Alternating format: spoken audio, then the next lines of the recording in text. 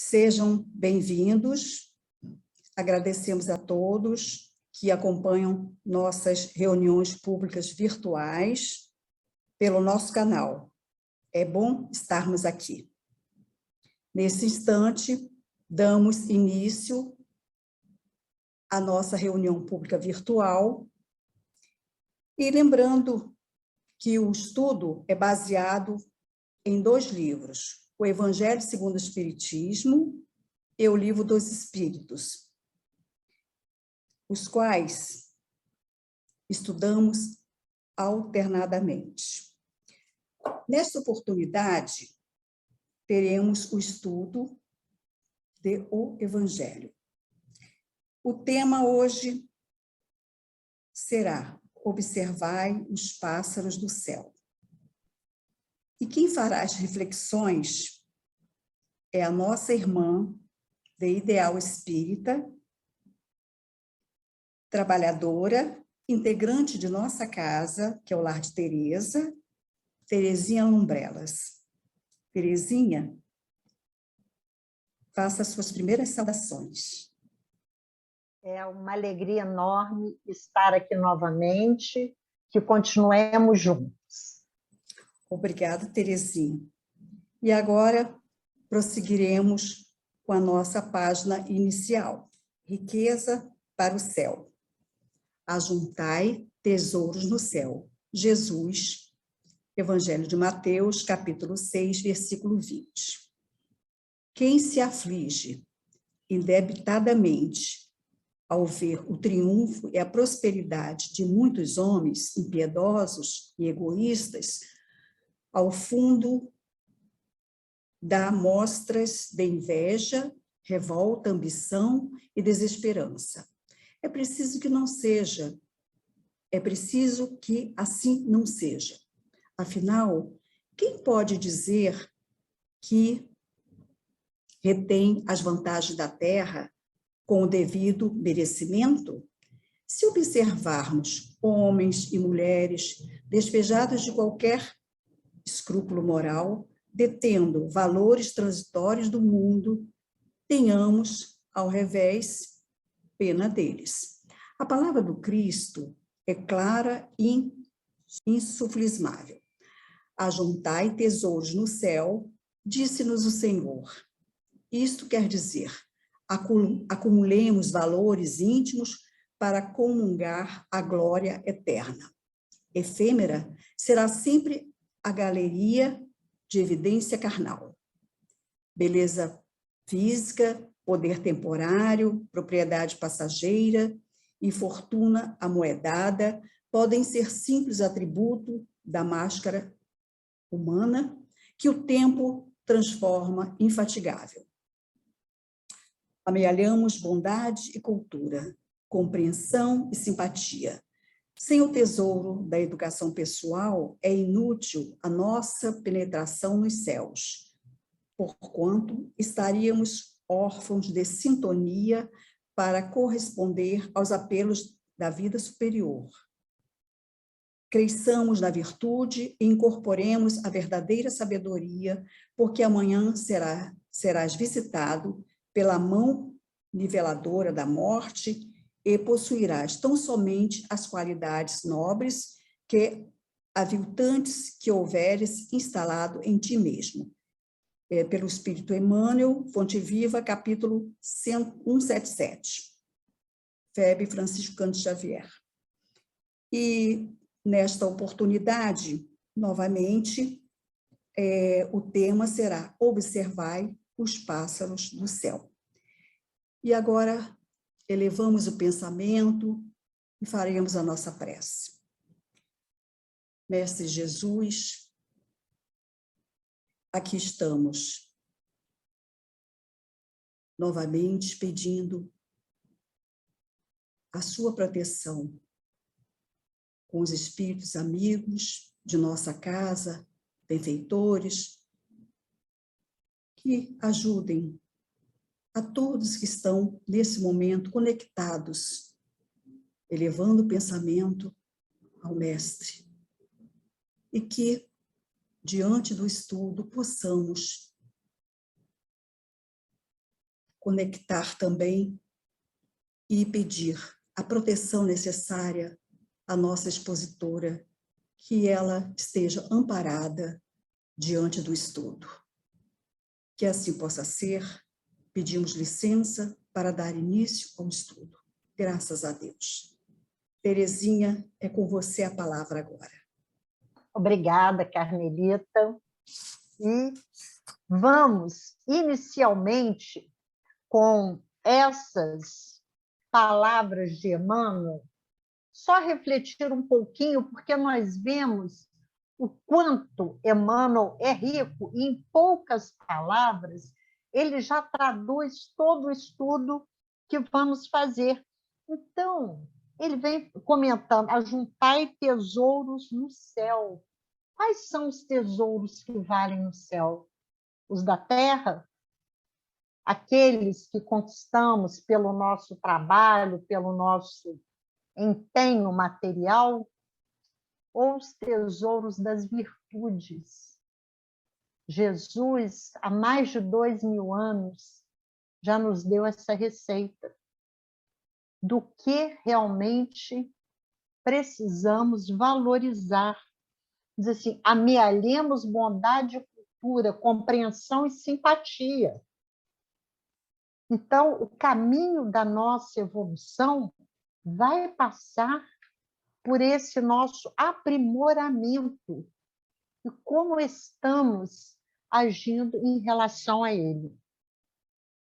Esta passagem do Evangelho está no capítulo 25, buscai e achareis, olhai as aves do céu.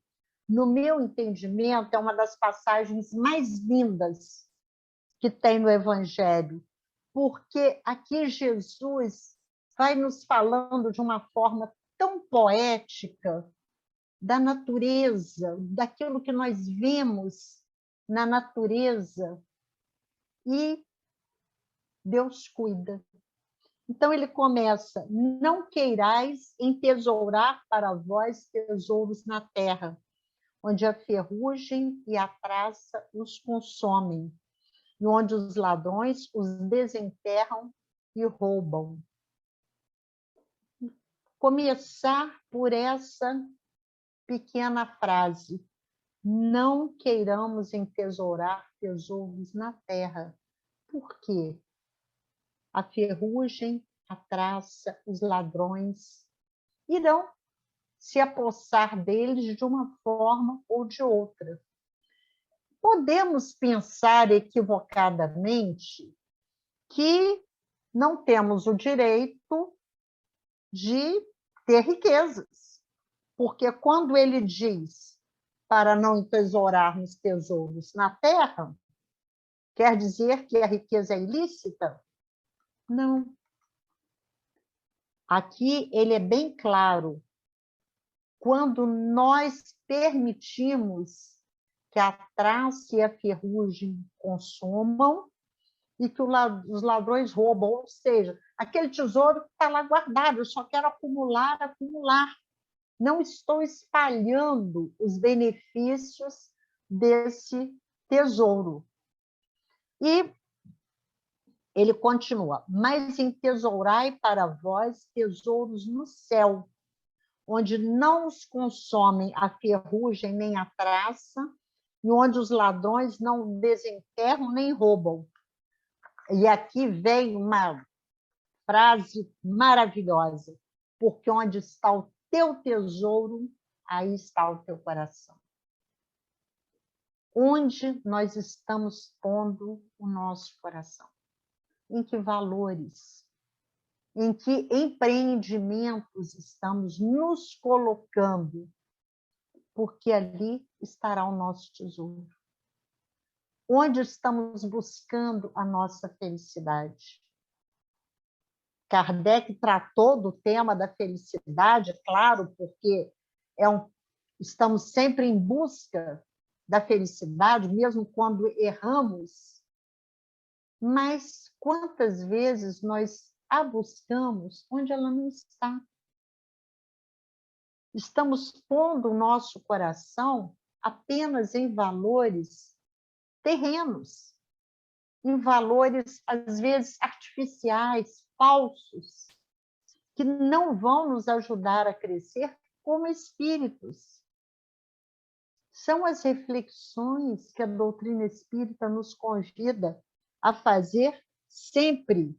Então, quando ele diz entesourai tesouros no céu, que céu é esse? Porque nós já sabemos que aquele céu antigo que entendíamos que estava em cima, o inferno embaixo, isso não existe. Mas existe um plano espiritual superior. Há muitas moradas na casa do Pai. Se eu quero ter acesso a uma morada melhor, superior, é necessário que de agora eu comece a cultivar em mim valores efetivos, esses tesouros. E ele continua. É uma passagem relativamente longa, mas riquíssima.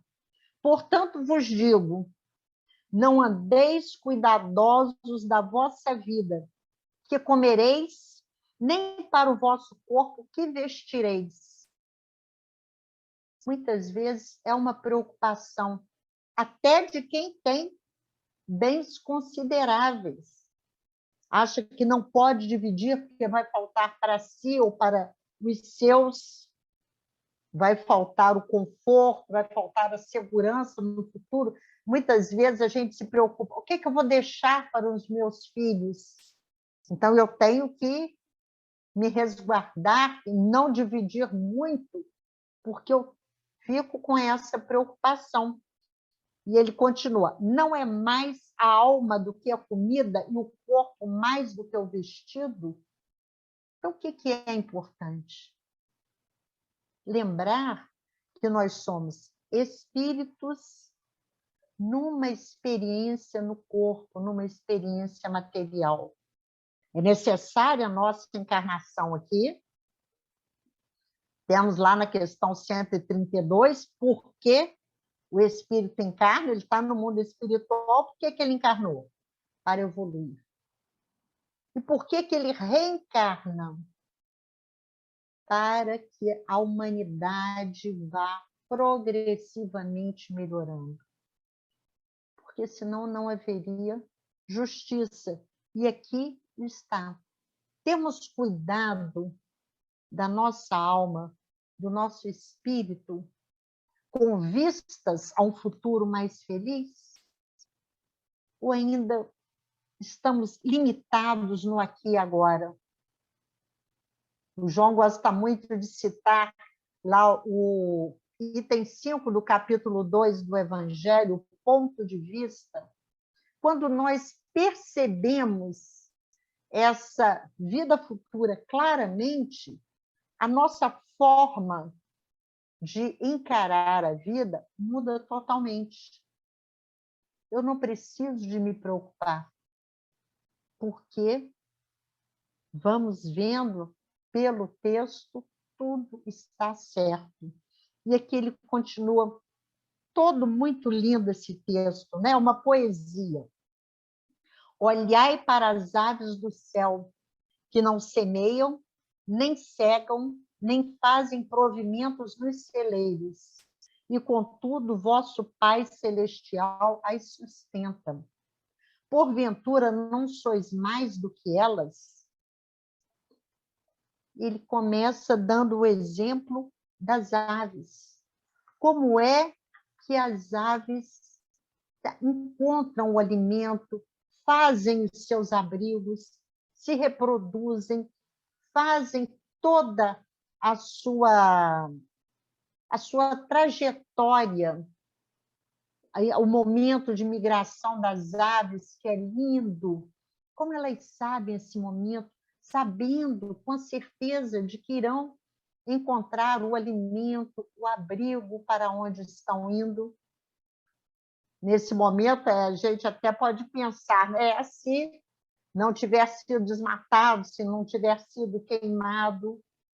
Então, é necessário que preservemos a natureza para que toda essa cadeia de amor que é a vida nos diferentes reinos, continue a se fazer. Então, das aves, o que se espera? Que elas cumpram ali a sua função onde estão. Ninguém espera mais do que elas podem fazer, porque elas vão, cada uma, dentro da sua função, exercer o seu papel na obra da criação, vão ser úteis. Porque toda a criação é útil. E continua. Porventura não sois muito mais do que elas? Então, se as aves encontram abrigo, encontram alimento, e nós, que já percorremos essa cadeia evolutiva, já encarnamos no corpo como ser humano, merecemos mais. Então, temos mais do que elas. E qual de vós, discorrendo, pode acrescentar um côvado à sua estatura? Qual o nosso poder? Nós podemos aumentar de tamanho? Quando Jesus fala, até um fio de cabelo que cai da cabeça, o Pai sabe. Podemos evitar que caia? Podemos usar vários produtos, né? Mas nem sempre dão resultado. Podemos controlar todas as nossas funções? Ainda não temos essa capacidade, mas todo o nosso organismo é aquele mecanismo perfeito que funciona dentro das nossas necessidades. E aqui Jesus, nesse texto, vem nos mostrando que se nós já atingimos esse estágio evolutivo, muito mais nós temos que confiar na misericórdia divina. E porque andais vós solícitos pelo vestido, considerai como crescem os lírios do campo. Eles não trabalham nem fiam. E são lindos. E dão em todo lugar. E estão aí para alegrar a vida. Mas aqui vem uma parte que é tão importante. Digo-vos mais, que nem Salomão, em toda a sua glória, se cobriu jamais como um destes. Então, Salomão foi o terceiro rei dos hebreus. Primeiro foi Saul, depois Davi. Salomão é filho de Davi e era considerado um rei muito sábio e riquíssimo. Diz a história que os objetos do seu palácio eram todos de ouro. Ele se vestia de púrpura e de roupas bordadas com ouro, recamadas com pedras preciosas. Então, ele tinha muitos palácios, mas nem ele, que se vestia com o que havia de mais luxuoso que o seu dinheiro podia comprar, que era muito, ele tinha muito ouro, o ouro, um sinônimo de riqueza, se vestia como os lírios do campo. Olha só que comparação que Jesus faz. Pois se ao feno do campo, que hoje é, e amanhã é lançado ao forno, Deus veste assim, quanto mais a vós, homens de pouca fé. É um chamado que Jesus está nos dando. Olhem à volta, toda a natureza funciona. Porque vocês serão abandonados, não vos aflijais dizendo que comeremos, ou que beberemos, ou com que nos cobriremos. Porque os gentios é que se cansam por estas coisas. Quem era o gentio? O gentio era aquele não hebreu. Então, todos que não eram hebreus eram gentios, eram os estranhos. E Jesus está dizendo, esses que não são da nossa raça, pensam e agem assim. Vós não podeis mais ter essa atitude. Porquanto vosso Pai sabe do que tendes necessidade e sabe de todas as vossas necessidades. Buscai primeiramente o reino de Deus e a sua justiça, e todas essas coisas vos serão dadas por acréscimo. Isso daqui também é muito forte, porque muitas vezes nós buscamos o nosso aprimoramento intelectual, o nosso bom posicionamento no mundo e não temos tempo para a nossa vida espiritual.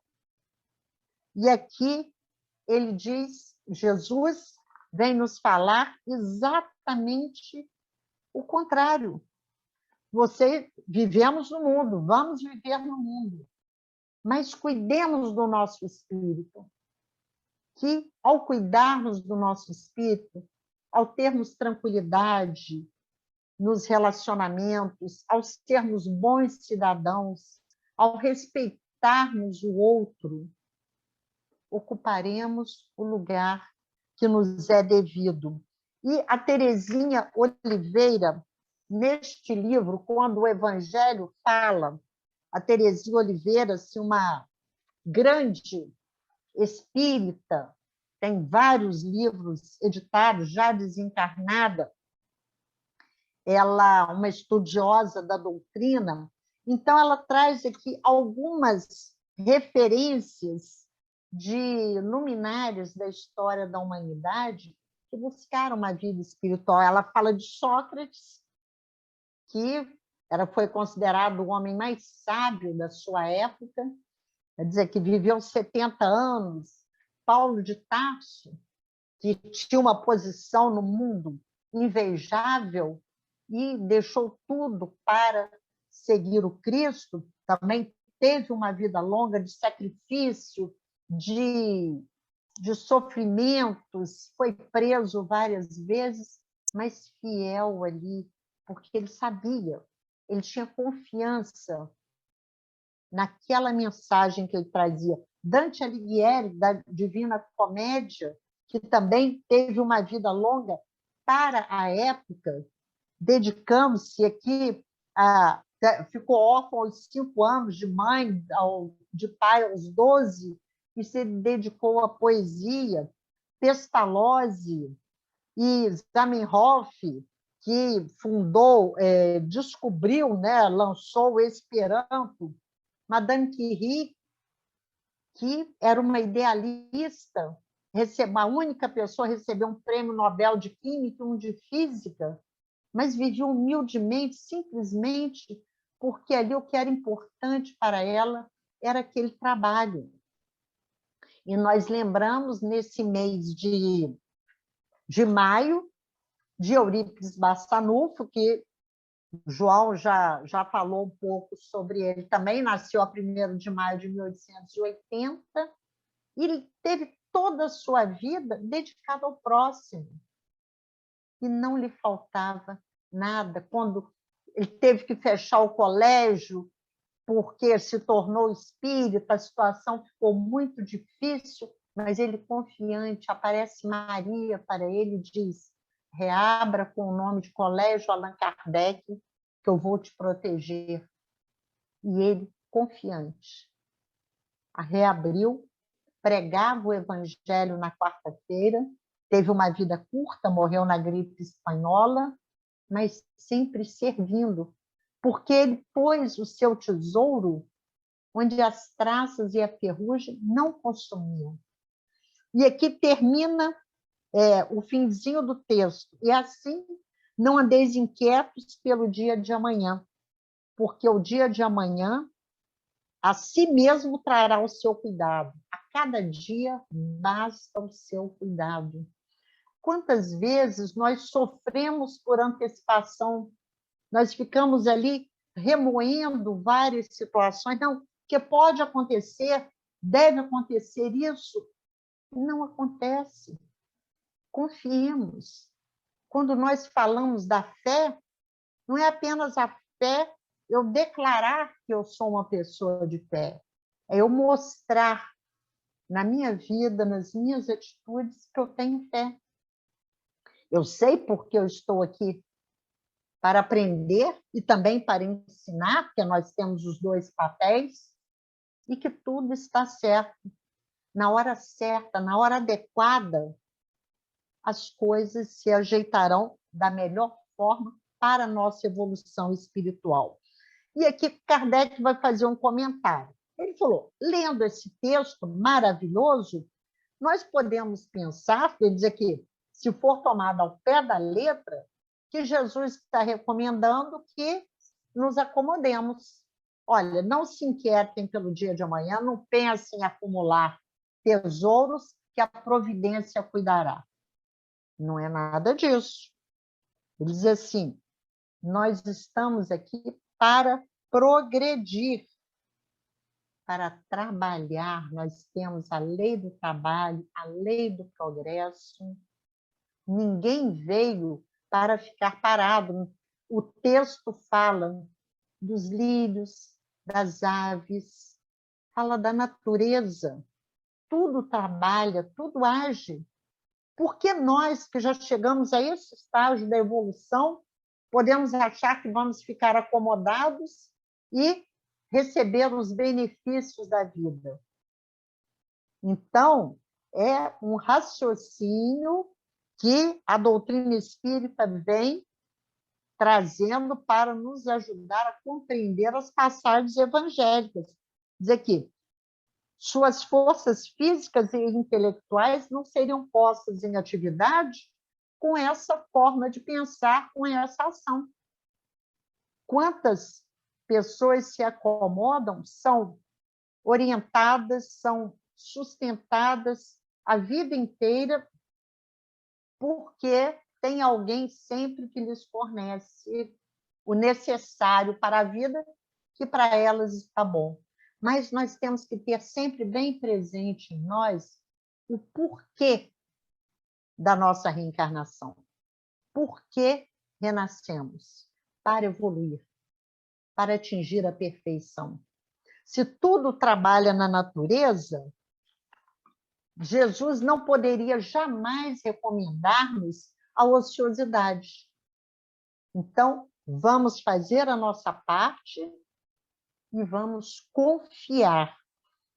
E Kardec continua dizendo, a gente não pode ver nisso, senão uma forma alegórica de Jesus falar, como muitas vezes ele falou, tanto o Antigo quanto o Novo Testamento, principalmente o Novo Testamento, tem muita figura de linguagem, mas no Antigo também. Então, nós temos que nos esforçar, nós temos que realmente fazer a nossa parte. Dizer assim que se nem sempre nos socorre com ajuda material, a providência divina nos inspira os meios de sairmos das dificuldades. Se temos fé, vamos entender. Eu fui ajudado, obrigado. Ele continua dizendo aqui, Deus conhece as nossas necessidades e provê conforme for necessário. E aí ele vai falar agora do necessário e do supérfluo. O homem insaciável nos seus desejos nem sempre contenta-se com o que tem. O necessário não lhe basta. Ele quer o supérfluo, mas parece dessa forma que eu não tenho direito de ter o conforto, de ter tudo que a minha situação permite. Tenho, sim. O que eu não posso, que a providência divina nos recomenda sempre, é usufruir de tudo isso e esquecer o outro que caminha comigo. Temos lá no Livro dos Espíritos a prova da riqueza e da miséria. Quando eu venho aquinhoado, com muita inteligência, ou com muitos poderes, muitos recursos materiais, é para que eu saiba usar isso em benefício do outro. E assim eu irei crescendo. Diz assim, a terra produzirá o suficiente para alimentar a todos os seus filhos, quando a lei de justiça, amor e caridade for cumprida integralmente. Até lá, um que tem muito, reterá o seu para ter mais lucro, mesmo que o outro passe fome, passa necessidade. E ele conclui, aqui já no fim do texto, ele diz, ele dá o exemplo de um senhor que tinha um grande depósito de sementes. Aquelas sementes ali, em princípio, não têm valor nenhum. Diz assim, se ele comer sozinho, vai desperdiçar, não vai render nada. Mas, se ele distribuir, se ele semear, se ele der para outros semearem, aí aquelas sementes vão render e cumprir aquilo a que elas vieram cumprir a sua função. E na última frase de Kardec é muito importante que ele diz: não é através de leis que se decretam a caridade e a fraternidade. Muitas vezes nós pensamos que uma revolução vai mudar a situação, os homens vão se tornar mais igualitários. Nós temos vários sistemas, é o capitalismo, é o socialismo, é o comunismo, tinha a anarquia, o anarquismo também, mas não adianta. Mesmo que hoje eu implante, olha, todos terão os mesmos direitos, se não nos educarmos, se o povo não for educado, era um ponto em que Kardec se batia muito na educação, mas a verdadeira educação que formasse homens de bem. Homens de bem que olhassem o outro, que vissem a necessidade do outro. E assim, nesse entrelaçamento, trocando energias, eu tenho dinheiro, eu favoreço, mas o outro me dá a sua amizade, me dá os seus conselhos, as suas orientações, que podem ser muito melhores do que as que eu tenho, do que as que eu imagino. E como uma referência, aqui neste livro Jesus no Lar, no texto 21, tem a história do rico vigilante. Aí vai contar a história de um homem que começou a trabalhar e juntou dinheiro e ficou rico. Mas a sua vida, à medida que ele ia enriquecendo, a sua vida ia se modificando, a sua família já não tinha aquela união. Ele era muito rico, muito poderoso, mas a mulher vivia na vida social, os filhos tinham os desejos satisfeitos a todo momento, não tinham união familiar. E ele começou a observar isso. E um dia ele diz assim, porque não mais tolerasse as preocupações obcecantes do novo Estado, orou em lágrimas, suplicando a inspiração do Senhor.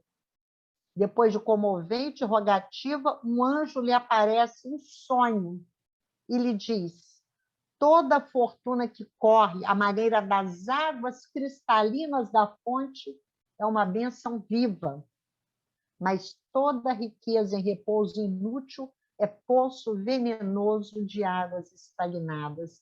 Então, o mal não está na riqueza. A riqueza pode ser um bem, mas como eu a uso? Como uma fonte de água cristalina ou prendo num poço? E aí ele deu outros conselhos, que o dinheiro só vale pelo bem que faz. E esse homem acordou e modificou o comportamento.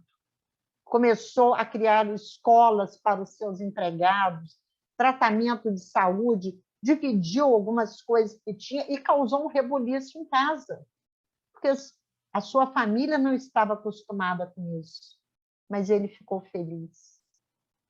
Ele realmente descobriu que o maior tesouro era aquele que ele dividia. Então, são reflexões que nos ajudam a entender um pouco melhor os ensinamentos que o nosso mestre deixou. Porque essa passagem do Evangelho de Mateus é claríssima. Mas até agora, Jesus já deixou há mais de 2000 anos e nós ainda não conseguimos entender. Mas vem a doutrina espírita com essas reflexões tão objetivas, tão claras, que nos ajudam a pensar melhor. Então, que nós consideremos onde estão os nossos tesouros. onde estamos pondo os nossos interesses e o nosso coração.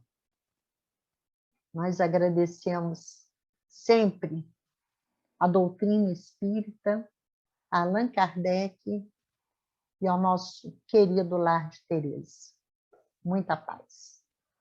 Agradecemos a você, Terezinha, pelas reflexões, ao estudo e por ter aceito o convite com todo carinho, disponibilizando o seu tempo, e também a todos que nos honram com a sua atenção.